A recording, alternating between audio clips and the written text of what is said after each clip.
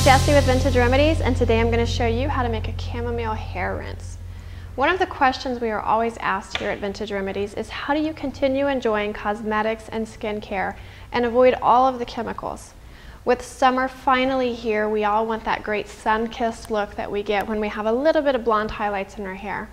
I have dark hair, so it doesn't exactly apply to me, but we do have a lot of girls on staff here with that beautiful light brown hair that turns somewhat blonde in the summer. This is a great product that you can use. You can use it as an all-natural conditioner or even after you use your regular hair care.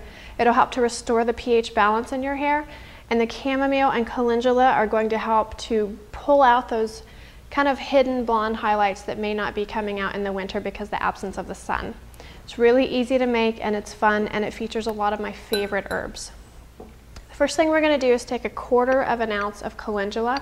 Calendula is one of my favorite herbs. It's this bright yellowy orange plant. It's actually in the marigold family. If you have marigolds in your house, there's a good chance you could be growing calendula already, and you can take it, pluck it, dry it out, and use it for a lot of different herbal purposes or beautification purposes around your home. These are all pre-weighed. It's very important to weigh all of your herbs before you're making any remedy. Not as much with a hair rinse, but it's still a good habit to have, especially if you make herbal products you ingest. I also have 1/4 ounce of chamomile.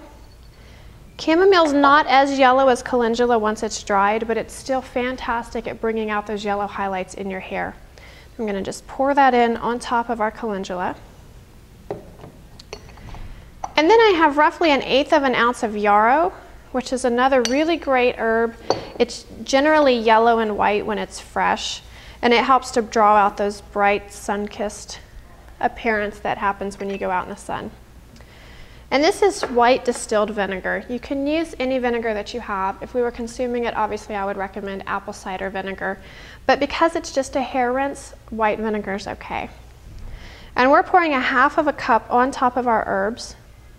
And in this case, we're actually making an herbal extract using the vinegar as our liquid. With a lot of herbal extracts, you use water or glycerin or alcohol, but vinegar is also a really great herbal extract.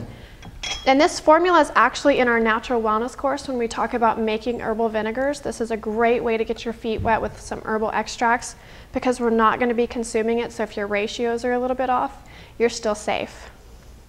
And I'm just going to press these herbs down. They're trying to float in the vinegar, so I want them to stay down there and be thoroughly saturated.